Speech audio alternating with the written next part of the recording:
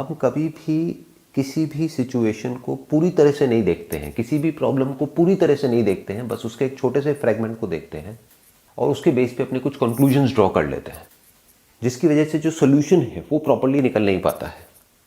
तो आज हम कोशिश करेंगे ये जो प्रॉब्लम है जिसको कोरोना वायरस कहते हैं, इसको पूरी तरह से देखने की, क्योंकि तभी हम इसका एक प्रॉपर सोल्यूशन निकाल सकते हैं। आज की डेट में अगर बात करी जाए इस प्रॉब्लम की, तो सिचुएशन ये है कि 80,000 से ऊपर केसेस हो गए हैं और नियर अबाउट 2,500 से ज़्यादा डेथ्स हो चुकी हैं। और जहां 10 दिन पहले तक सिर्फ 2,000 केसेस पर डे की एवरेज आ रही थी, आज की डेट में वो बढ़ करके 4,000 केसेस पर डे की एवरेज हो चुकी है। तो इससे हम क्या कंक्लूजन ड्रॉ करेंगे, हमारा जो माइंड है वो क्या कंक्लूजन ड्रॉ करेगा कि जो केसेस हैं वो बहुत तेज़ी से बढ़ रहे हैं। लेकिन क्या ये सच है? हाँ, ये सच है, इसमें कोई डाउट नहीं है, लेकिन ये कंप्लीट पिक्चर नहीं है। कंप्लीट पिक्चर क्या है? इसका एक दूसरा एस्पेक्ट भी है, वो ये है कि अगर 10 दिन पहले तक आप देखेंगे तो सिर्फ 10 लाख टेस्ट हुए थे, जिसकी वजह से 40,000 केसेस थे। तो एवरेज कितनी आई? 4%।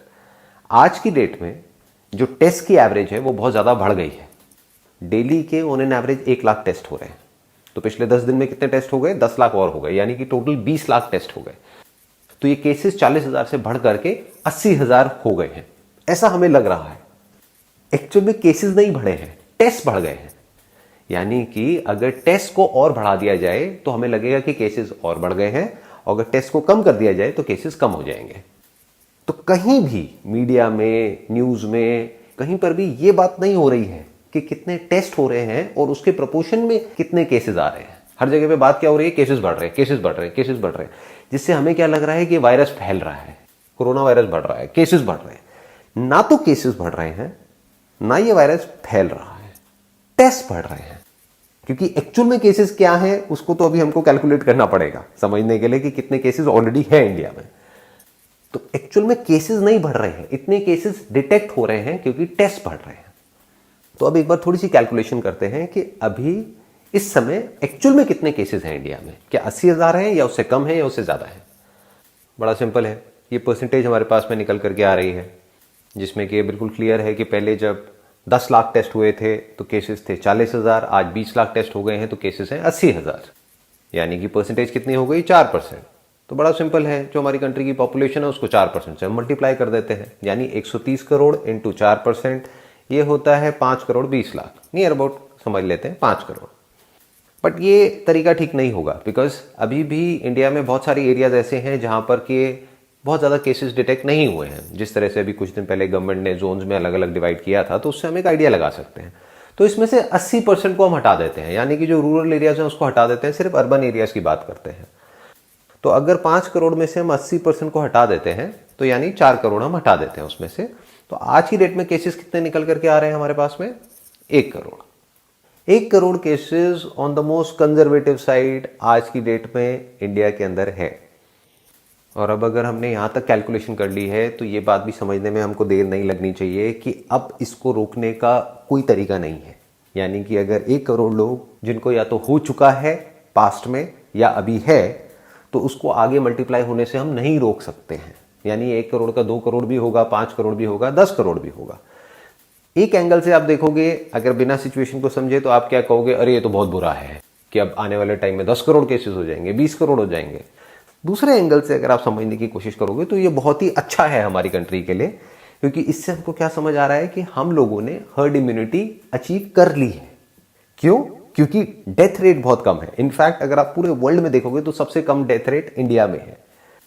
तो ये हमारे लिए बुरा नहीं है, हमारे लिए अच्छा है, क्योंकि ये जो प्रॉब्लम है जिसको कोरोना वायरस बोलते हैं, इसका सिर्फ एक ही सोल्यूशन है, वो है हर्ड इम्यूनिटी, ना कि lockdown.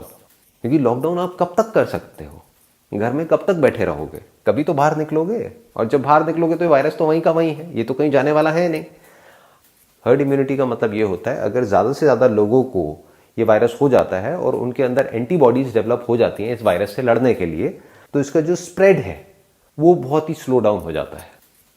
Just to give you an idea, अगर ये वायरस नहीं भी होता तब भी हर महीने इंडिया में ऑन एन एवरेज 6 लाख से ज़्यादा डेथ्स होती हैं अलग अलग बीमारियों की वजह से। हाँ, उसमें ट्रिगर कोई और होता है, कोरोना वायरस नहीं होता, कोई और होता है, कोई और इन्फेक्शन होता है जिसकी वजह से कोई और बीमारी ट्रिगर हो जाती है जो ऑलरेडी किसी न किसी के अंदर होती है। और ये हमारे जो स्टैटिस्टिक्स है, जो डेटा है, वो क्लियरली हमको दिखा रहा है कि ये जो डेथ्स हुई हैं, इसमें से ज़्यादातर डेथ्स वो हैं जो 60 साल से ऊपर हैं। और सिर्फ इतना ही नहीं, वो भी लोग वो हैं जिनके अंदर ऑलरेडी कोई ना कोई बीमारियां पहले से थी। तो इसने सिर्फ ट्रिगर करने का काम किया है, इसकी वजह से डेथ नहीं हुई है। और वो ट्रिगर जरूरी नहीं है कोरोना वायरस की वजह से हो, वो नॉर्मल वायरल इन्फेक्शन की वजह से भी ट्रिगर हो सकता है। तो अब सवाल ये उठता है यहाँ पर कि इंडिया में इतना कम डेथ रेट क्यों है, उसके पीछे क्या रीज़न है? उसके पीछे कई रीजंस हैं, लेकिन उसमें सबसे बड़ा रीज़न ये है कि हमारे यहाँ की जो पॉपुलेशन है वो यंग है। यानी कि 90% से ज़्यादा जो पॉपुलेशन है उनकी एज 60 साल से कम है। दूसरा रीज़न क्या है कि हमारी इंडियंस की इम्यूनिटी वैसे ही कंपैरेटिवली स्ट्रांग है वेस्टर्न वर्ल्ड से। जैसे फॉर एग्जांपल बाहर से कोई इंडिया में आता है तो उसको थोड़ा सा भी कुछ खा पी ले तो वो बीमार पड़ जाता है। हम लोग अपना चलते रहते हैं, यहाँ पे हमको कोई दिक्कत नहीं है, क्योंकि यहाँ पे ऑलरेडी जो इन्फेक्शंस हैं और अलग अलग तरह के वायरसेस हैं वो बहुत ज़्यादा हैं। तो हमारी बॉडी ऑलरेडी इम्यून है बहुत तरह के वायरसेस के लिए, बहुत तरह के बैक्टीरियाज के लिए। तो this could be another reason. लेकिन रीज़न चाहे कोई भी हो, चाहे वो साइंटिफिकली प्रूवन है या नहीं है, जो हमारे नंबर्स हैं वो हमको क्लियरली ये बता रहे हैं कि इंडिया में डेथ रेट सबसे कम है पूरे वर्ल्ड में।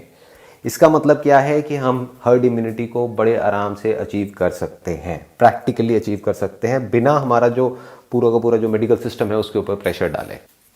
तो मेरा हम्बल सजेशन ये है गवर्नमेंट ऑफ इंडिया को कि अब आप इस लॉकडाउन वाले माइंडसेट से बाहर निकल करके हर्ड इम्यूनिटी के बारे में सोचिए, क्योंकि वो ही परमानेंट सॉल्यूशन है इस प्रॉब्लम का।